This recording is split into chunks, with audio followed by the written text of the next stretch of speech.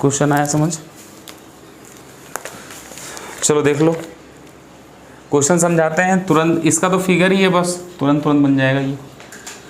2 pillar है equal height का, ठीक है, इक्वल हाइट का 2 पिलर है, रोड के दोनों किनारों पे खड़ा है, ठीक है। 2 pillars of equal height stands on the either side of the road के आइदर साइड में खड़ा है। तो आइदर साइड में खड़ा कर दो पिलर को भाई। ये एक पिलर हो गया, ये दूसरा पिलर हो गया, और बीच में ये रोड है भाई, ये रोड होगा ना, ठीक। रोड के बीच में ये हमारा रोड है, कोई एक पॉइंट है, हमको नहीं पता कहाँ पर है, लेकिन इस तरह से अगर रोड हम देखते हैं, ये रोड है हमारा, वहाँ एक पिलर है, यहाँ एक पिलर है, तो उस पॉइंट, इस रोड के किसी एक पर्टिकुलर पॉइंट से, तो एक पर्टिकुलर पॉइंट हम ये ले लिए, मान लेते हैं, बीच में नहीं लेंगे क्योंकि एंगल ऑफ एलिवेशन एक में ज़्यादा बना है, एक में कम बना है, ठीक है। सेम बनता तब हम बीच में लेते हैं, तो सेम बना नहीं है यहाँ पे। एक जगह एंगल ऑफ एलिवेशन 60 बना और एक जगह 30 बना है। अब वो डिपेंड करता है कि कहाँ 60 और कहाँ 30 बना है। तो मैंने बताया है कि अगर यदि आप पोल के नज़दीक रहते हैं तो एंगल बड़ा बनता है ना, और पोल से दूर जाते हैं तो एंगल छोटा। तो एक अगर दी पर्टिकुलर पॉइंट बीच में ना लेकर के कहीं पे भी ले, तो यहाँ से एक जगह एंगल ऑफ एलिवेशन और एक जगह एंगल ऑफ एलिवेशन, दोनों जगह एंगल ऑफ एलिवेशन दिया गया है। कितना कितना दिया गया है वो देख लो। अब एक जगह एंगल ऑफ एलिवेशन 60 है और एक जगह एंगल ऑफ एलिवेशन 30 है। तो अब बताओ 30 कहाँ और 60 कहाँ?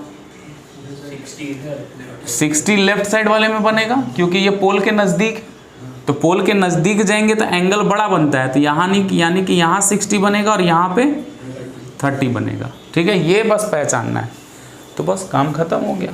हाइट ऑफ द पिलर निकालना है, अब सब कुछ नेमिंग कर दो अपना, ठीक है। दिस इज AB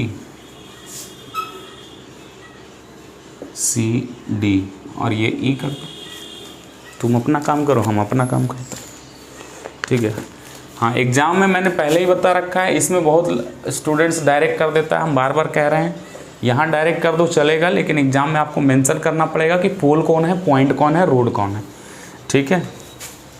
तो हम बोल दे रहे हैं let AB and CD be 2 pillars, 2 pillars हैं, मान लेते हैं ना। Let AB is equals to CD is equals to H metre. दोनों का हाइट हम H मीटर मान लिए, दोनों HH मान लिए।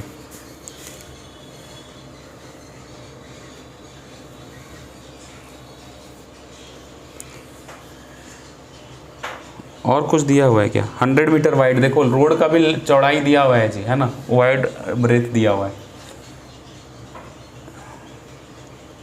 यहाँ पे BD जो है, BD be the road such that BD is equals to 100 metre. अब यहाँ से किसी को भी मान लो, लेट B से लेकर E तक हम x मान लेते हैं, आप किसी को भी x मान सकते हो। तो ये हो जाएगा 100 माइनस x, क्योंकि टोटल हमारा ये क्या था, 100 मीटर था। तो बस लेट BE को हम मान लिए x मीटर, देन ED हो जाएगा 100 माइनस x मीटर। बस इतना आपको लिखना है। और क्या क्या दिया हुआ है? एंगल भी दिया हुआ है, एंड एंगल AEB जो है वो 60 डिग्री, एंड एंगल CED जो है वो 30 डिग्री। नाउ अब हम बारी बारी से ट्रायंगल का यूज करेंगे। In triangle ABE tan 60 AB by BE, tan 60 √3, AB हमारा है H, BE हमारा है X। तो यहाँ से H निकाल लो, √3x हो जाएगा, इक्वेशन बनेगा। देखो इसी की बात कर रहा था मैं अभी केस स्टडी में। एच और एक्स दो वेरिएबल रहेगा तो भाई किसी एक वेरिएबल को सब्सटीट्यूशन के लिए एक को दूसरे के टर्म्स में लिखेंगे जो बराबर होगा। एच बराबर हमने लिख दिया 9 इन ट्रायंगल CED। CED में हम लोग tan 30 का इस्तेमाल करेंगे। tan 30 क्या हो जाएगा CD बाई ED। tan 30 यानी 1/√3। CD हमारा H और ED हमारा 100 माइनस x। यहाँ से H निकालेंगे तो ये ऊपर चला जाएगा तो H बराबर आ जाएगा 100 माइनस x। ये यहाँ चला गया, बाकी ये √3 एज इट इज़।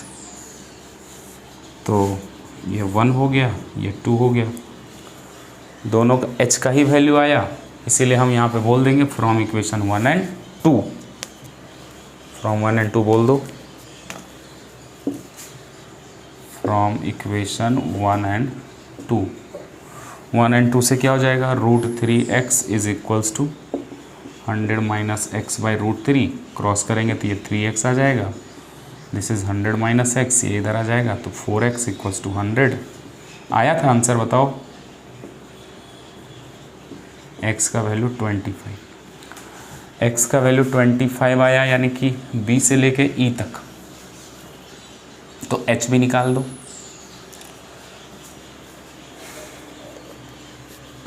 क्या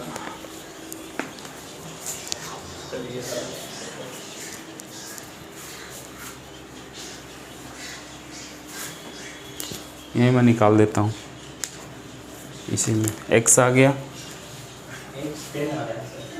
नीचे वाला ये वाला ये नहीं, h का वैल्यू देखते हैं। h का वैल्यू क्या आ रहा है फ्रॉम 1,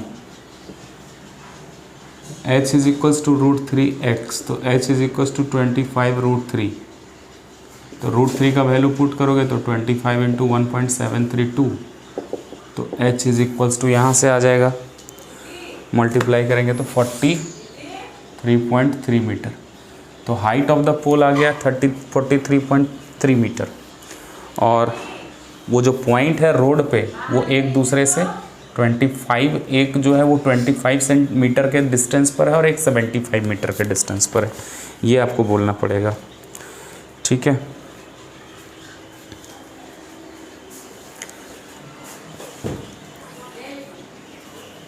चलो देखो कहाँ गड़बड़ किए, आया आंसर।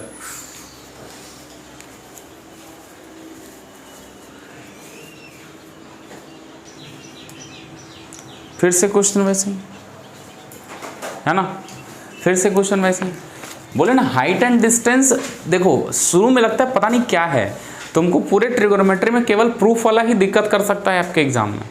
लेकिन अगर तुम वर्ड प्रॉब्लम देखो, हाँ वर्ड प्रॉब्लम तुमको एग्जाम में एकदम बड़ा सा लगेगा देखने में, यहाँ से लेके यहाँ तक, क्योंकि एक तो वहाँ का देखो एक तो तुम्हारा जो वर्ड का जो साइज होता है वो बड़ा होता है, ठीक है, तो वो बड़ा दिखेगा आपको। तो बड़ा दिखने से पहले ही डर जाता है कि सर वर्ड प्रॉब्लम पता नहीं क्या है ना, कि इतना लंबा पढ़ना जो पड़ता है।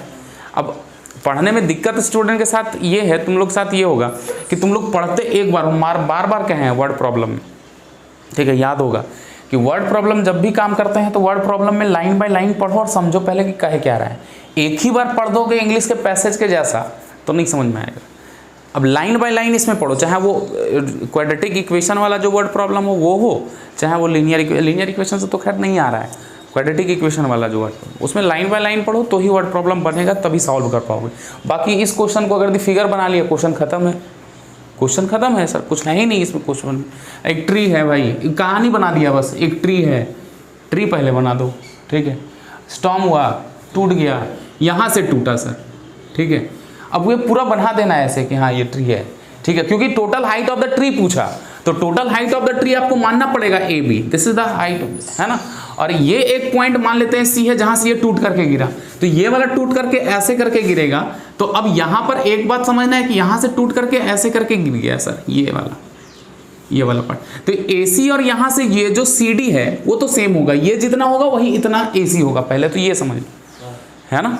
ये जो ब्रोकन पार्ट ऐसे करके ये टूट करके जो गिरा, तो ये टूट करके जो गिरा, तो यानी कि ये जो AC है वही हमारा DC होगा, यानी CD होगा।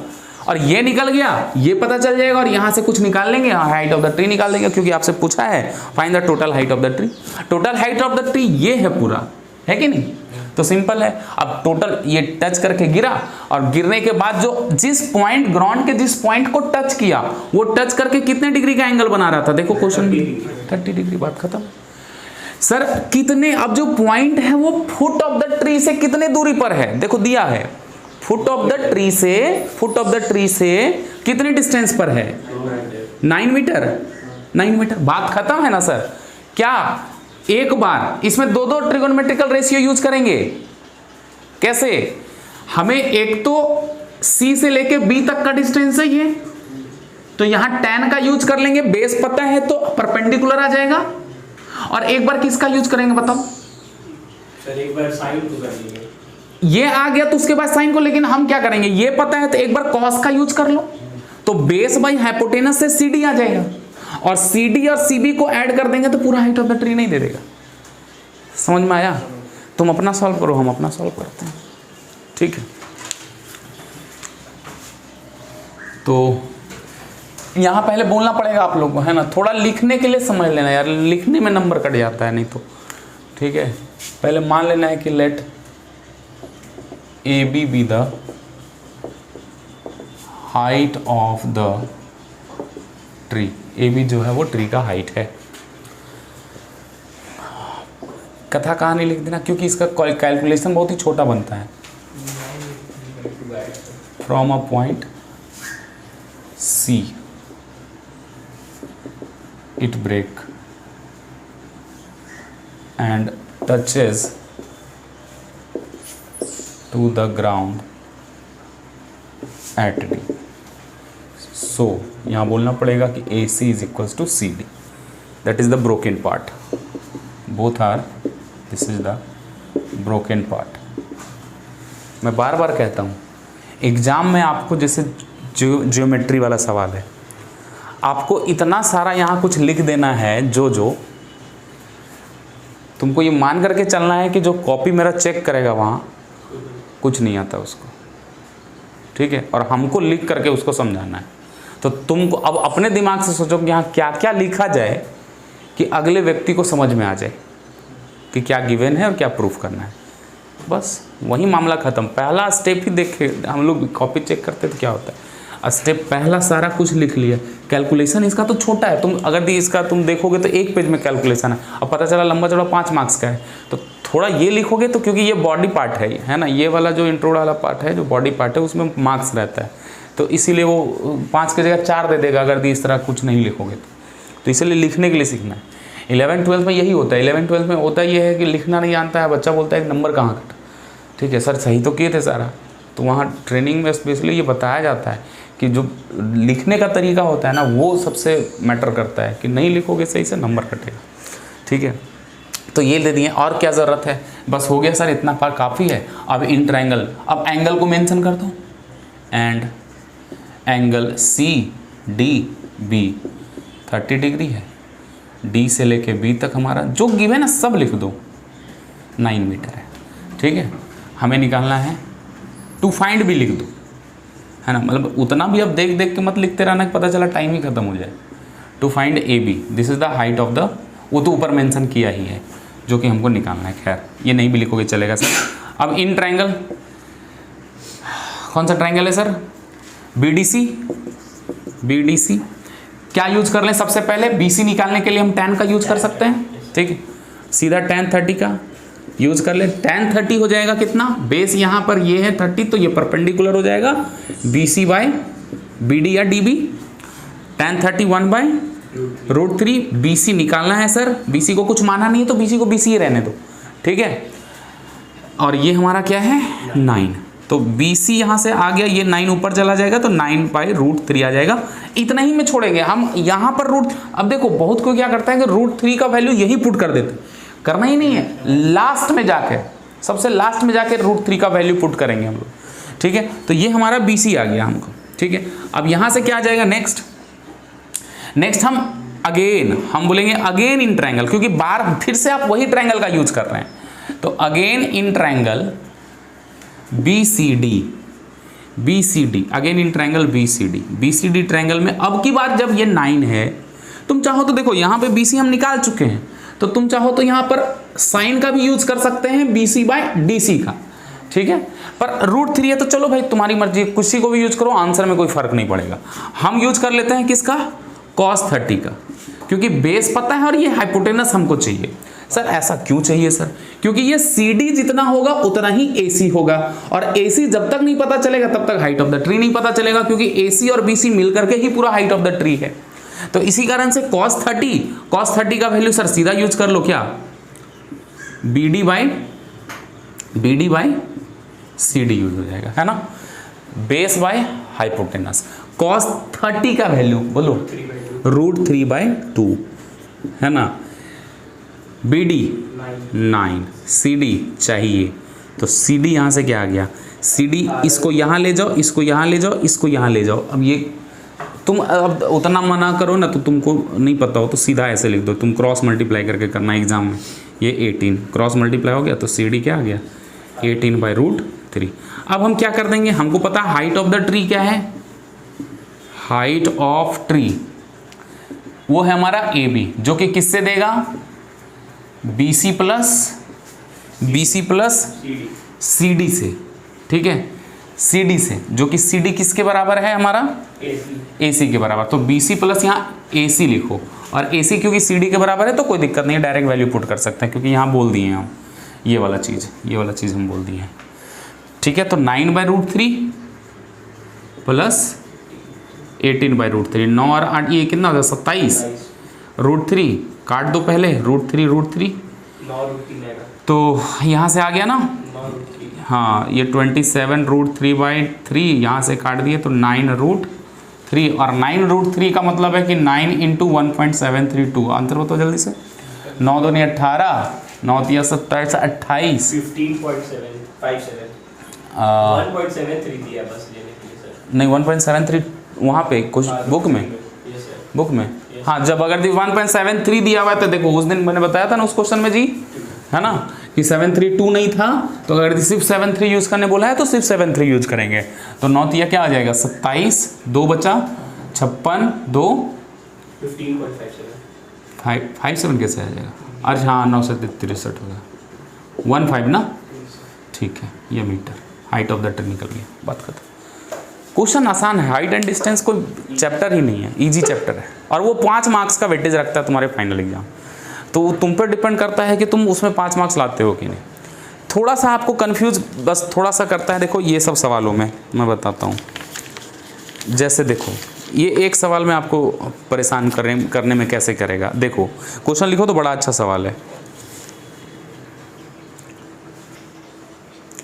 The angle of elevation and depression, मतलब 2 चीज़ बन रहा होगा, एंगल ऑफ एलिवेशन भी वो चलेगा, वो थोड़ा बहुत चुपते रहते हैं, angle of elevation and depression of the, देखो कहाँ कहाँ, of the top and bottom, तो ऑब्वियस सी बात है कि टॉप पे एलिवेशन बनेगा और बॉटम पे डिप्रेशन बनेगा, बताया था, डिप्रेशन हमेशा ऊपर से नीचे देखने पर बनता है, ठीक है।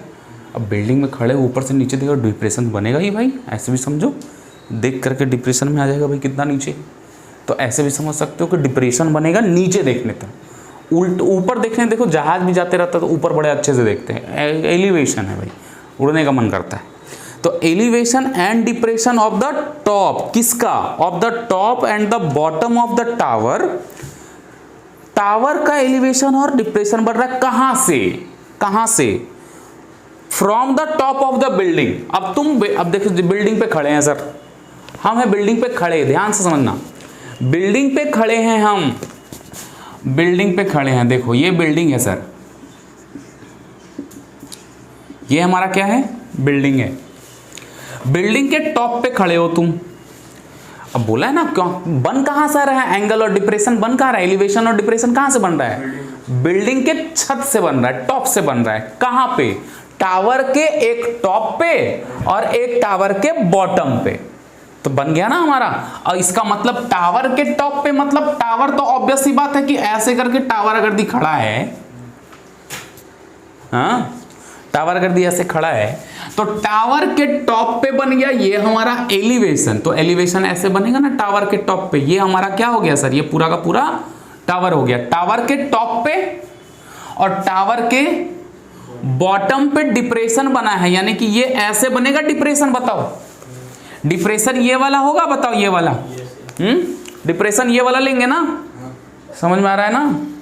ठीक है, डाल दिए हैं एलिवेशन डिप्रेशन वाला, नहीं आया था वीडियो डला हुआ है। डिप्रेशन ऊपर से नीचे की तरफ, तो सर ऊपर से यहां पर खड़े हो तुम, अब ऐसे करके जब खड़े हैं तो हमने बताया था कि ऐसे खड़े हैं, तो नीचे की तरफ अगर हम देखेंगे तो एंगल ऐसे बनेगा और ये हमारा हॉरिजॉन्टल लाइन होगा। तो इस हॉरिजॉन्टल लाइन और ये एंगल दोनों के बीच जो बनेगा वो डिप्रेशन होगा।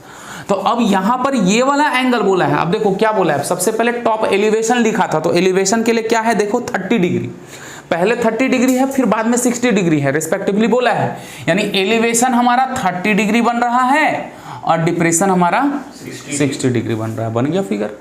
और ये हमारा ग्राउंड है, ऑब्वियस सी बात है कि इसको हमको क्या करना होगा, ज्वाइन करना होगा। बात खत्म है सर, मेन तो सर फिगर था, अब तो मामला ही खत्म है। बोला क्या है, कितना, आप देखो बिल्डिंग का हाइट दिया हुआ है 60 मीटर है ना, top of a building 60 metre high, यानी कि ये जो बिल्डिंग है वो 60 मीटर का था। हाँ, और आपको निकालना क्या है, height of, find the difference between the height of the building and the tower and also distance between them. मतलब पहला सवाल कि सर इसका हाइट और इस टावर के हाइट के बीच का डिफरेंस हाइट का बीच का डिफरेंस कितना है, पहला सवाल। दूसरा, बिल्डिंग और टावर के बीच का डिस्टेंस कितना, मतलब ये वाला निकालना होगा, बोलो हाँ या ना, है ना? तो इसका मतलब सबसे पहले तो अब हमको ए बी, ये C D, A B is the building, C D is the tower, तो सी डी हमको निकालना पड़ेगा। तो हम बहुत यहां पर क्या है कि तुम इसको एलिवेशन में चेंज करने का कोई मतलब ही नहीं है, जरूरत नहीं पड़ेगा यहाँ एलिवेशन में चेंज करने का, हम इसी राइट एंगल ट्रायंगल को लेकर के बना देंगे, इधर वाले ऊपर वाला है ना। देखो यहाँ से ए से लेके बी तक ए बी सी डी दे दिया, तो ये वाला ई दे देते हैं, तो ए से लेके बी तक और सी डी से लेके ई तक क्या दोनों सेम होगा, यानी कि ये 60 हो गया तो ये भी 60 मीटर हो जाएगा। पहले फिगर में ही समझ लो, फिर लिखना तो जितना फिगर में सब उगल देंगे वहाँ पे। ये 60 मीटर है भाई, और यहाँ से यहाँ तक तो मान लेना है, एच मान लो सर यहाँ से यहाँ तक, ठीक है, या तो सी ई का सी ई रहने दो पर एच ले लेते हैं, ये एच मीटर यहाँ से यहाँ तक, ठीक है। बी डी को तुम एक्स मान लो, नहीं भी मानोगे तो बी डी की जगह बी डी ही रहने दो, ए ई भी हमारा एक्स हो जाएगा। एक्स मानने से कोई दिक्कत नहीं है, मान सकते हो, या तो नेमिंग के अनुसार भी बना सकते हो, जैसे तुमको सही लगे, जैसे तुम्हारा मन करे। तो अब हमको एक्स भी चाहिए और एच भी चाहिए, अब आराम से निकल जाएगा सर। ये 60 है, हम इस ट्रायंगल का यूज करके एक्स निकाल लेंगे आराम से। पहले तो देख लो हैं, कौन सा triangle, A D E triangle, एक राइट एंगल ट्रायंगल है, इसमें ये हमको परपेंडिकुलर दिख रहा है और ये बेस दिख रहा है सर। इससे और इसकी मदद से हम क्या निकाल लेंगे, एक्स निकल जाएगा, एक्स निकल जाएगा तो फिर एच निकल जाएगा, काम खत्म है ना sir.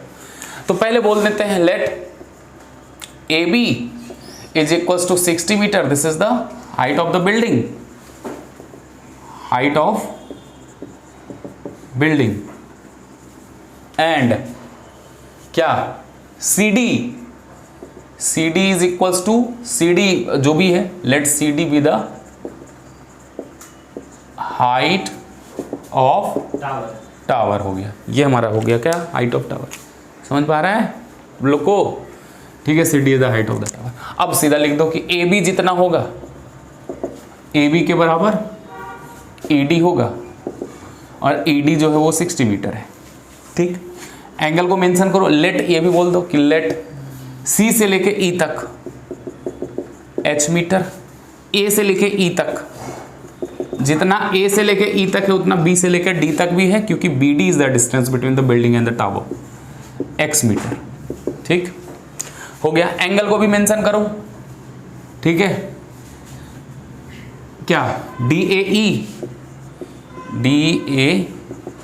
E 60 degree, C A E 30 degree, बस ये पूरा गिवन हो गया। यूज करते रहो अब ट्रायंगल। नाउ जल्दी जल्दी बताओ, इन ट्रायंगल कौन सा, A B A E D ना, ये वाला, एक बार ये वाला, एक बार ये वाला, A E D, in triangle A E D. A E D triangle में सर tan 60 का यूज करेंगे। tan 60 यहाँ है तो ये परपेंडिकुलर और ये base, perpendicular is E D, base is A E. हाँ, √3 ई से लेके डी तक 60, ए से लेके ई तक x, ठीक है। तो यहाँ से x क्या आ जाएगा, 60/√3 आ जाएगा, ये x हो जाएगा।